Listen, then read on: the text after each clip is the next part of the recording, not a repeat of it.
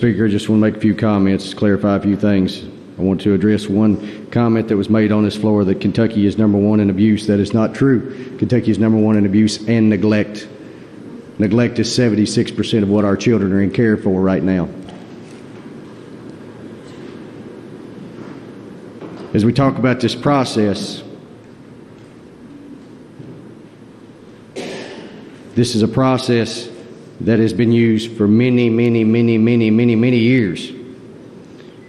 Typically, this process is only used for bills that have already been debated, which was over 2 hours on this floor last week, or bills that have been moving through the process. Senate Bill 150 was debated on their floor, passed out. It's been in this body for quite some time. We move legislation very quickly at this point in the session because we are at that point of being out of time. This bill is 9 pages long. I had someone walk up to me just a few minutes ago and said, I've read this thing 3 times sitting on the floor and I've made 2 pages worth of notes. Everybody knows what's in this bill. And we've been on this floor debating this on TV that is broadcast to people all over this state. And I will say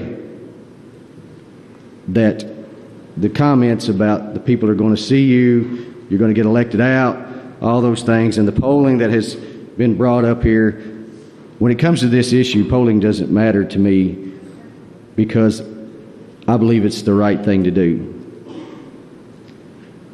And Mr. Speaker, you and I have been involved in a lot of polling over the years, and we both know, and many of us in this body know, it depends on how the poll is conducted, the audience it's targeted, and the question that has been asked, and they haven't told you any of that. But I'm sitting here right now with a poll that was done just last month.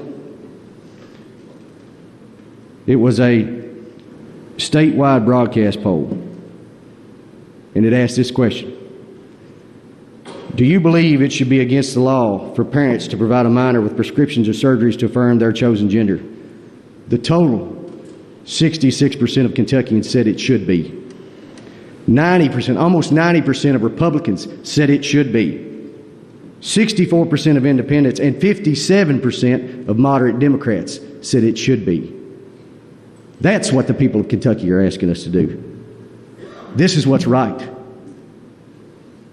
Mr. Speaker, I'm not the sponsor of this bill that's been said many times on the floor. The sponsor is on the board there. I'm carrying the bill for him on the floor. But I know the sponsor, and I know his heart, and I know he wouldn't be doing this unless he believed this was the right thing to do. He cares for people. And I think my record speaks for itself in this body for how I love all people and what the things that I have done to try to help all children across this state. And I think you all know that I wouldn't be doing this on the floor and carrying this bill if I didn't believe in my heart it was the right thing to do. But I have a 16-year-old son who can't decide on what he wants to be when he goes to college right now. Sometimes he can't even decide what he wants to do next week. We've heard testimony from children throughout this process that said they felt like they've been forced into this in some way, whether that's psychologically or mentally forced into it, or maybe their parents chose that for them and it wasn't the right choice. But if we're going to protect children, we need to ensure that the surgery or drugs that completely alter their life and alter their body is not something we should be allowing until they are adults and can choose that for themselves. This is the right thing to do for these children. It's just to wait till they're a little bit older to make that choice. With that, Mr. Speaker, I move passage of Senate Bill 150 as amended by House Committee Substitute 1. Question before the body is passage of Senate Bill 150 as amended by House Committee Substitute 1. Chair recognizes the gentleman from Jefferson 30 for discussion of the matter.